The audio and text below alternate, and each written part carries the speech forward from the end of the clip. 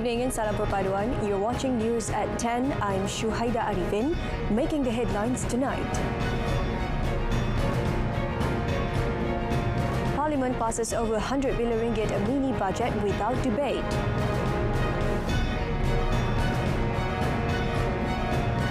Armed forces to mobilise assets to assist flood-affected residents.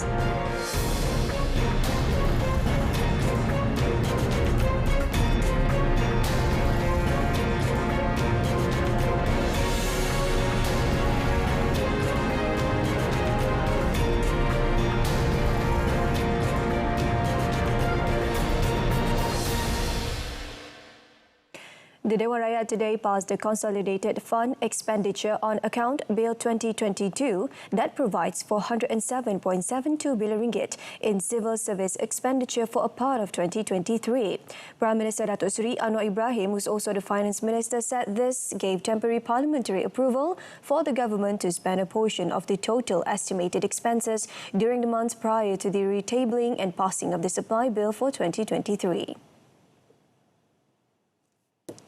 Anggaran perbelanjaan di bawah rancangan undang-undang ini merangkumi bayaran gaji kepada penjawat awam, utiliti, biasiswa, bantuan kebajikan serta perkhidmatan pendidikan dan kesihatan.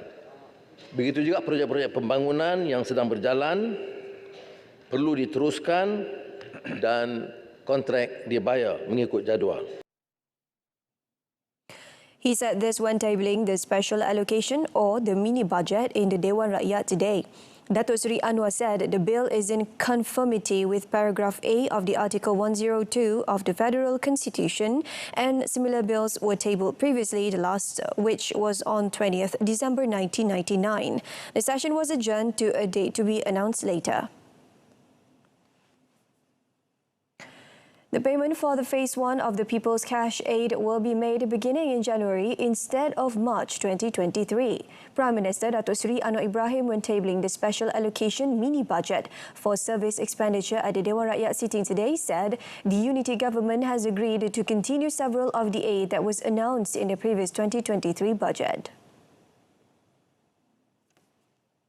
The Phase 1 payment involving an allocation of 2 billion ringgit will benefit almost 9 million recipients, where 300 ringgit will be disbursed to each household and 100 ringgit to single recipients. In light of the monsoon season, he said the government will examine plans to increase allocations for the management of disasters and flood following the flood situation that was seen to be more severe than expected.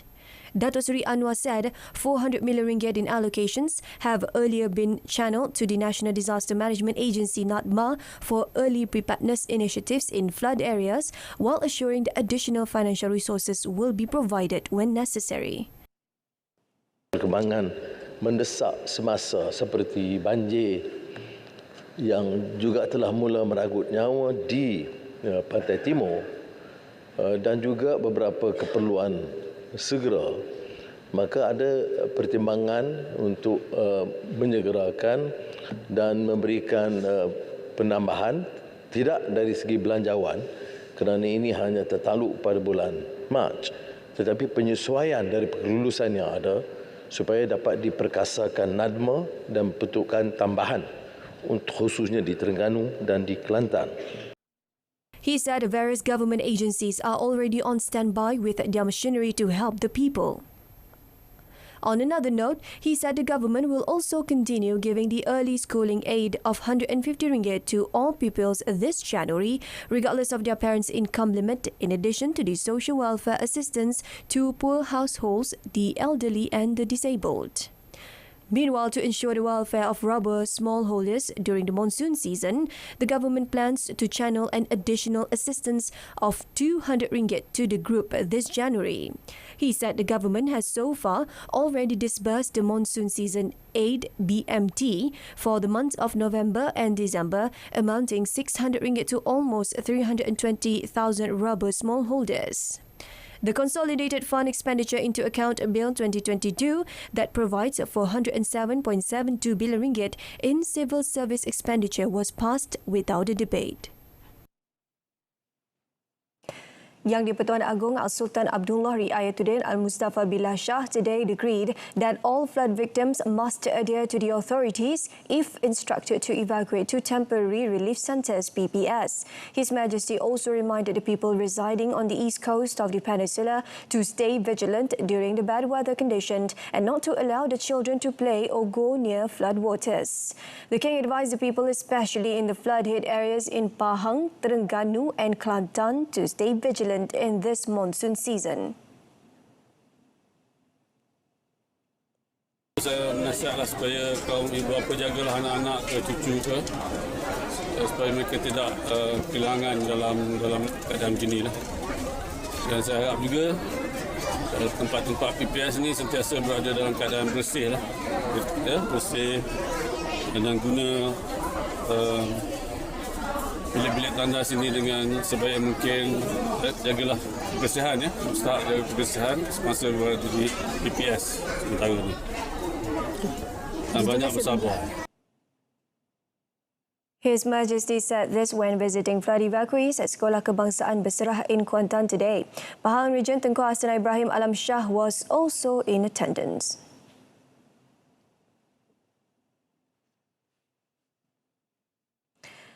The Armed Forces ATM will be asked to mobilise its assets to assist states from the East Coast that are affected by floods. Deputy Prime Minister Datuk Seri Dr. Ahmad Zahid Hamidi said mobilising assets of ATM will help overcome difficulties and delays faced by the relevant authorities to supply aid to flood relief centres (PPS). Tentera Darat dan Markas Angkatan Bersama Tentera boleh juga membantu. Dan Jawatankuasa Bencana Pusat akan mengkoordinasikan bantuan-bantuan daripada NADMA yang telah diarahkan oleh Yang Amat Berhormat Perdana Menteri untuk menggunakan peruntukan yang sedia ada untuk dimobilisasikan sepenuhnya. He said this to reporters after visiting the PPS at Sekolah Kebangsaan Kuala Besut near Besut today. The Deputy Prime Minister said he will be seeking assistance from Defence Minister Datuk Seri Muhammad Hassan and ATM Chief to mobilise assets to the affected states. Yesterday, Terengganu Police Chief Datuk Rohaimi Mat Isa had said a lack of assets like heavy equipments was among reasons for a delay in aid reaching states affected by floods. Datuk Seri Dr. Ahmad Zahid, who is also the chairman of the National Disaster Management Agency, NADMA, said the agency will expedite assistance after inspecting the damage and needs as well as infrastructure that has been damaged by the floods.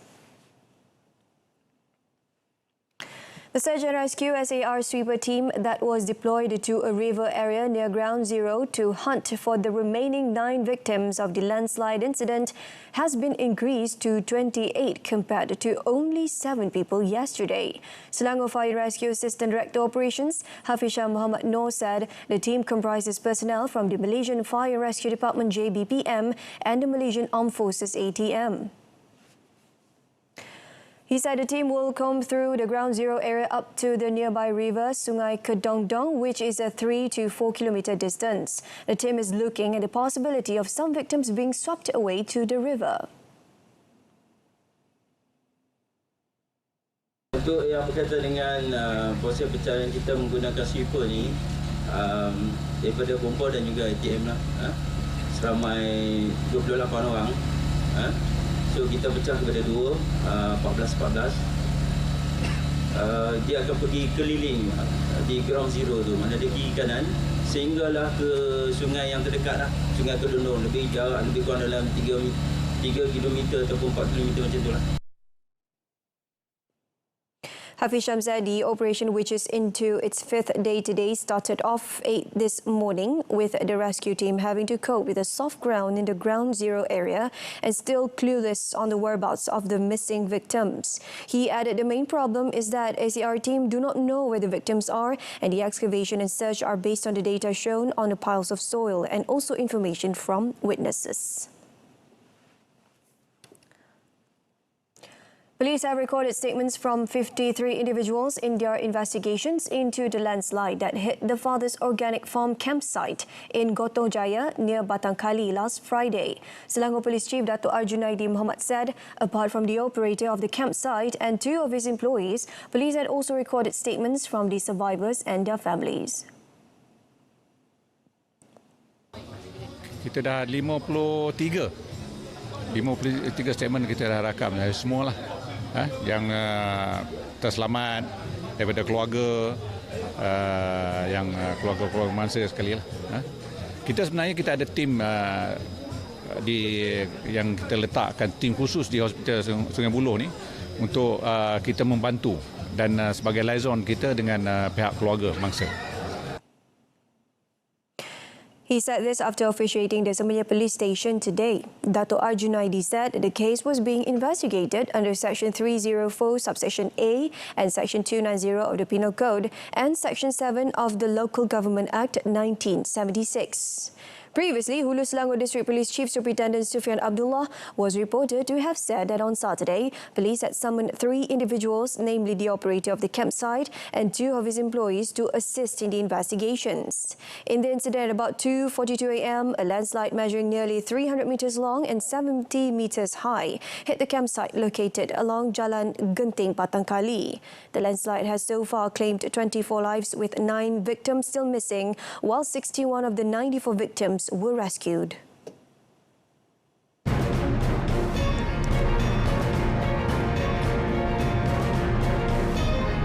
Still ahead, 11 items listed under Christmas maximum price scheme.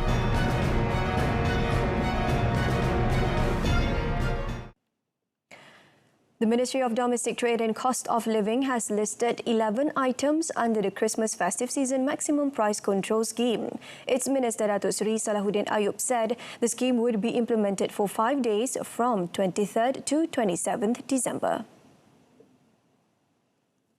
The items include live old chicken to be controlled in Sarawak only, chicken wings to be controlled in Sarawak, Sabah and Labuan, imported mutton, tomatoes, green capsicum and round cabbage imported from China and Indonesia.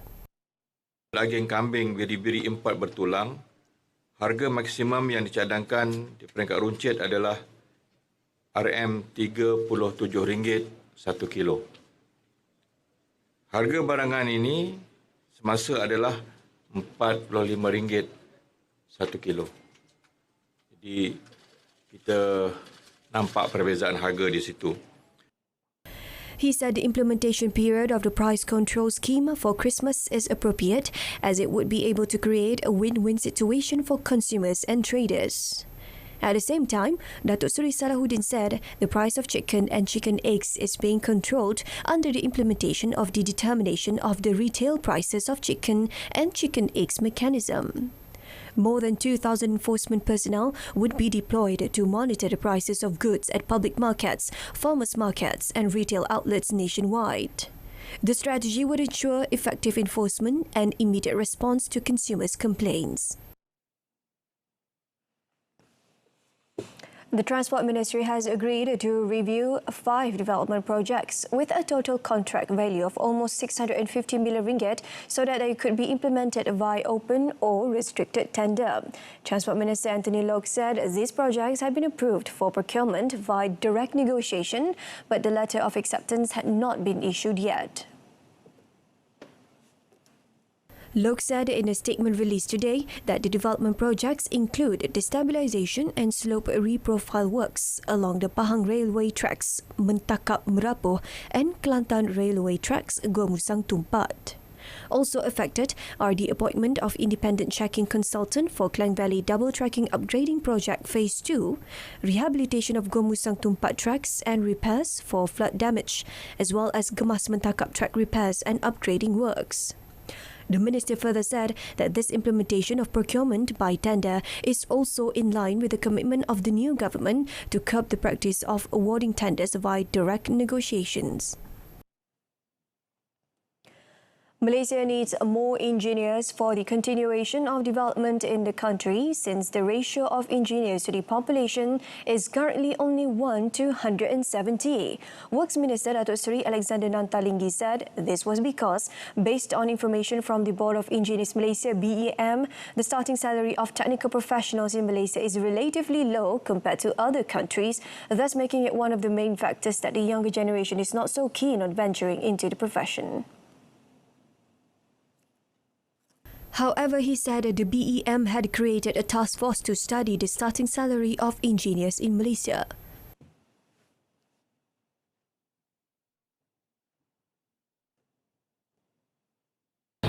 Sehubungan dengan itu, sukacita dimaklumkan bahawa BEM telah mewujudkan satu task force untuk mengkaji gaji permulaan jurutera di Malaysia. Apart from that, he said more aggressive and proactive measures need to be drawn up by appointing more people from the technical profession to fill strategic and policy-making positions in the public service. Government-linked companies are also recommended to involve technical professionals in company governance, such as board members or chief executive officers.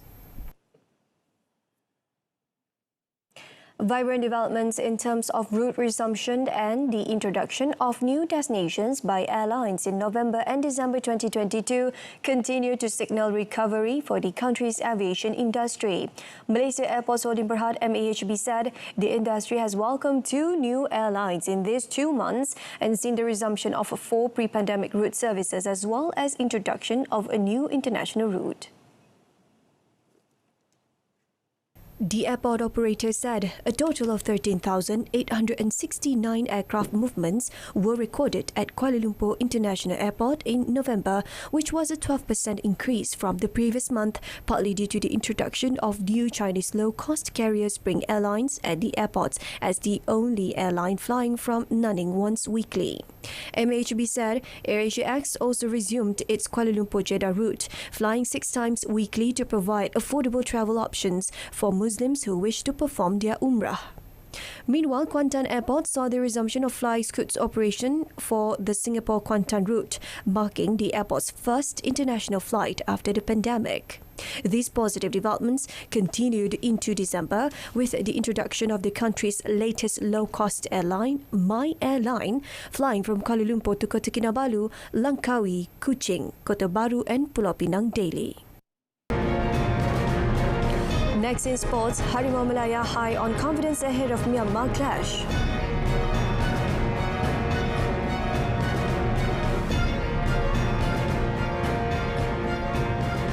Youth and Sports Minister Hannah Yeoh gave the assurance that the ministry is looking forward to working closely and in harmony with the Olympic Council of Malaysia (OCM) as they look at ways to improve sports in Malaysia. She said there's no bad blood between the ministry and the OCM, adding that it would be better for them to work together to achieve their goals and targets.